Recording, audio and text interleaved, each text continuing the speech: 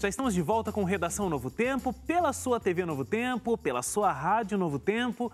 Muito obrigado pela sua audiência, obrigado porque você está aqui com a gente acompanhando as nossas discussões hoje. Na última quarta-feira, 1º dia de junho, foi comemorado o Dia da Imprensa. A data é celebrada desde 1999. O nosso time aqui do Redação discute agora sobre os riscos da profissão, os avanços da imprensa, inclusive com as novas tecnologias. E aí, minha gente? Eu que pergunto, Wagner, e aí? Porque nós temos aqui um doutor que pesquisa, né, sobre internet, sobre ele tecnologia. Ele é doutorando ainda, ele não defendeu. Doutorando. Ele não é doutor ainda, ele é doutorando. Tá, mas ele é mestre, você pode chamar ele de mestre. Está mais à frente, né, Exatamente. do que a gente. Está melhor do que eu. Então, gente, não tem nada. Eu literalmente agora fiquei assim, sem palavras, porque... não seja modesto. É muita lisonja. Muita lisonja. A gente vai começar falando da internet. Mas porque ele é doutor nessa área de internet, Suzane? Oi?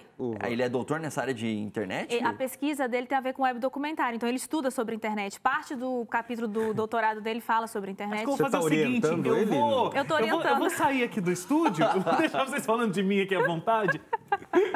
O Wagner vai ficar vermelho da cor dos nossos pontinhos. Vamos fazer o seguinte, não vamos falar sobre tecnologia agora, não. Vamos falar sobre os avanços da imprensa. Realmente, nesses anos todos, vocês acham que a gente teve avanços como imprensa, como jornalismo, como jornalistas, a gente tem feito um trabalho melhor do que, de repente, os nossos antecessores?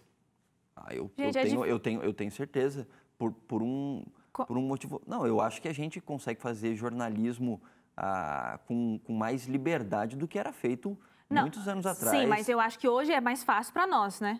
Sim, com certeza claro. É mais fácil. Com internet, com tudo isso, é muito mais fácil. Mas era disso que você estava falando, de facilidade? Não, estava falando das duas coisas. A gente pode comentar as facilidades, porque aí tem até um apego com a tecnologia, mas estava falando sobre qualidade também. Qualidade, aí talvez isso fique um pouco relativo, mas o que eu queria pegar é a questão de liberdade. Eu acho que a gente tem muito mais liberdade atualmente para fazer. Você parar para pensar que a gente passou por um período onde você podia ser preso por aquilo que você falava. Mas e antes disso? Porque existia imprensa antes disso já, né? Sempre você teve, de alguma maneira, um pouco mais de liberdade, aí depois a liberdade ela é cerceada. Mas hoje em dia eu acho que a gente tem bastante liberdade para falar o que a gente quer. Ninguém é preso hoje em dia por algum tipo de reportagem ou etc.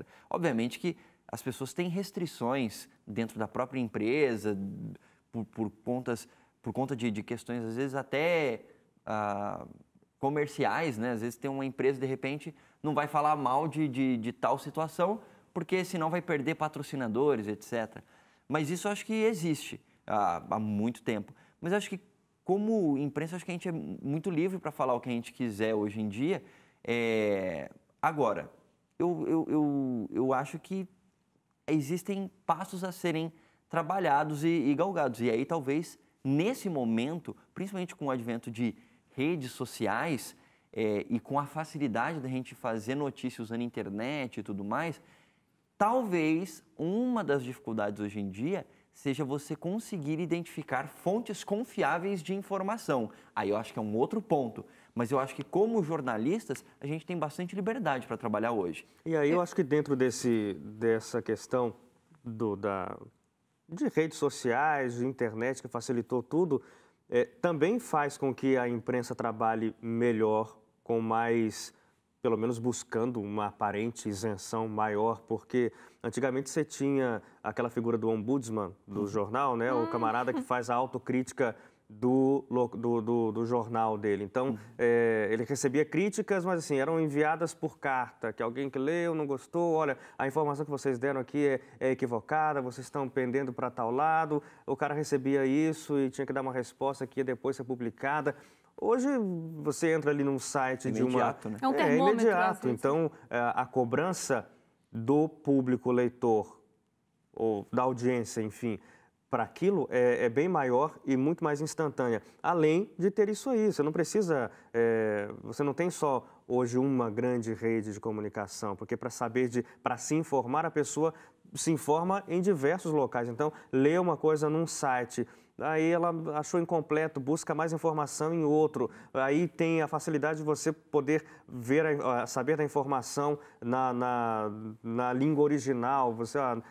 Aqui a gente está reproduzindo o que foi dito por um jornal americano. Então você pode entrar no site do jornal americano e ler ali o que ele diz, o que está dizendo. Eu acho que isso tudo facilita para que aquele que está recebendo a informação busque a informação de maneira mais séria, do jeito como ele acha que deve ser, e também força o produtor da notícia a fazer uma notícia também que seja cabível. Ele pode ser desmascarado muito mais rápido, né? Se você dá uma informação errada. De olhos. Eu acho fantástico esse acesso à informação rápido e gratuito quase, né? A gente paga o custo da internet, porque na minha época de ensino fundamental, lembra quando passavam aqueles vendedores? Eu não sou tão antiga, tá? Mas lembra quando passavam aqueles vendedores da Barça? Eles passavam na escola e a gente... Não é da minha época. Não me lembro. E a gente dava o endereço, eles iam visitar os pais da gente com aquelas enciclopédias e tudo. Mas quando chegava lá em casa, eu ficava ansiosa por esse momento que o vendedor ia chegar, mas infelizmente as nossas condições não eram suficientes para tal. Eu nunca tive uma enciclopédia daquelas, né? Nenhuma Barça da vida. E hoje, qualquer coisa que eu preciso saber, eu corro na internet e tenho acesso a isso, né? E eu acho que para quem realmente não tem dinheiro e talvez tenha condições de adquirir grandes livros e tudo mais, é uma facilidade tremenda. Só vou colocar um contraponto. Eu tenho uma visão não tão... Uma visão crítica. Uma visão não tão otimista do trabalho da mídia e até desse aspecto das novas tecnologias, porque eu concordo com esses pontos que o Hélio colocou. Realmente, a gente tem uma possibilidade de interação com a informação diferente. A gente pode dizer que a internet popularizou o conhecimento, né? Claro, popularizou o conhecimento, as pessoas têm o acesso, mas eu acho que isso ainda está engatinhando, pensando na massa da população. Porque, o Hélio falou, né, a gente pode comparar as informações e ver, pega um pouco aqui, um pouco ali. Mas ao invés da massa como um todo, usar as redes sociais, usar a internet para poder questionar a mídia, o que a gente vê é um processo um pouco contrário a isso. As grandes redes de comunicação que alimentam o assunto das redes sociais. Estava vendo uma pesquisa, eu acho que era... desculpa, gente, estou dando o dado aqui, mas eu nem sei o dano da pesquisa. Mas você pode procurar aí no Google que você vai conseguir achar, usando realmente essa grande ferramenta que a gente tem. 75% do conteúdo que está nas redes sociais é pautado por algo que aconteceu numa emissora de televisão. Então, você vê que a gente ainda tem hegemonias, a gente ainda tem grandes redes ditando o nosso assunto, ditando o que está formando a nossa mentalidade e o nosso espírito crítico. Existe o potencial de se buscar essa informação na internet, com essas facilidades das novas tecnologias, mas isso não vem para o topo da lista de discussão, porque as grandes redes, as grandes emissoras, elas ainda detêm esse poder, que não é um poder técnico, não é um poder físico, mas eu não sei se eles fazem com muita qualidade e isso acaba impressionando, isso acaba fazendo com que as pessoas consumam mais esse conteúdo, mas ainda é uma realidade. Os grandes centros de comunicação ainda acabam ditando aquilo que a gente conversa, aquilo que a gente entende, aquilo que a gente, como sociedade, tem. Mas eu entendo isso que você está falando de estar engatinhando, mas acho que realmente é um processo. E é um processo... a mídia mais nova, né? E é um processo de duas formas. É um processo onde os próprios... receptores de informação acabam se tornando geradores de conteúdo também, em vários momentos. É só você pegar essas grandes rádios que funcionam em grandes metrópoles, então você pega, sei lá, CBN, Jovem Pan, AM, a Band News FM, e eles têm muitas atualizações sobre o trânsito. O tempo todo, quem está ajudando a atualizar informações sobre o trânsito são os próprios ouvintes que estão mandando informações por meio de, hoje em dia com o WhatsApp ficou mais fácil, mandando com mensagem e tudo mais. Então, ajudando a formar o conteúdo daquela emissora. Agora, eu falei sobre tentando fazer o resgate de antigamente na profissão e hoje, uma coisa que eu acho que pode se tornar um problema, porque do mesmo jeito que a gente está engatinhando nesse avanço, eu acho que a gente já deu alguns passos num problema, que assim, nós 4 vivemos dentro de uma redação, passamos grande parte do nosso dia lá dentro. Se não tivesse internet, não tivesse redes sociais, não tivesse o Google, quantas pessoas precisariam estar lá dentro? Muito mais, né? Imagina como era feito o nosso trabalho antes de existir essas possibilidades. Agora, isso a gente corre o risco também de fazer um jornalismo, às vezes, preguiçoso. E na um pressa, jornalismo sempre na pressa. Que não apura como deveria, que tem a informação com muita facilidade. Então, a gente pode se enganar com uma informação colocada ali numa primeira instância. Desculpa, isso aí é muito comum. Você vê isso, eu não vou dizer quase que diariamente, mas é muito frequente. Um grande portal divulga uma informação, e aí você vê essa mesma informação divulgada. E outra, daqui a pouco aquele primeiro, não, erramos.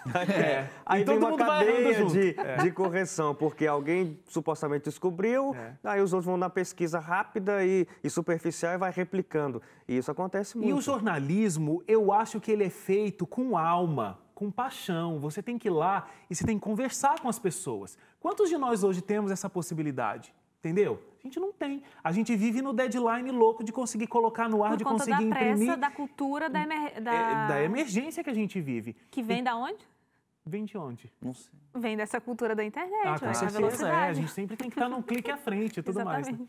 Eu queria falar mais sobre isso, mas a gente tem que ir para o intervalo. Não acredito. Quando vocês começaram a falar sobre como era feito antigamente, eu queria só comentar que eu sou muito curiosa, eu tinha muita vontade se eu pudesse teletransportar. O nosso Paulo César de Oliveira. Paulo é o nosso bastião Paulo César de Oliveira é o nosso jornalista tempo. mais experiente aqui na casa e ele já trabalhava com jornalismo antes do advento da internet. Ele de vez em quando conta. Antes do advento do computador. Exatamente. Falou, como é que era, Paulo? Era o telefone, a gente ligava e saía procurando informação. Telefone e rádio escuta, né? Ficava ouvindo o rádio da polícia, ficava ouvindo rádio de tudo. Devia ser muito emocionante. Só vale ressaltar antes da gente ir para o intervalo que também a gente tem uma profissão que pode ser chamada uma profissão de risco, né? Fato é o número cada vez maior de jornalistas mortos. No ano passado foram quantos? 110 jornalistas mortos aqui no Brasil. E assim, jornalistas mortos em decorrência da função. Não é que o cara morreu no trânsito, não. E nem sempre. Não é esse. Esse número é brasileiro ou mundial? 110 jornalistas no mundo. Ok. Vamos para o intervalo. A seguir, o caso do gorila abatido após uma criança de 4 anos ter caído em seu cativeiro entra em pauta aqui no Redação e a gente volta já.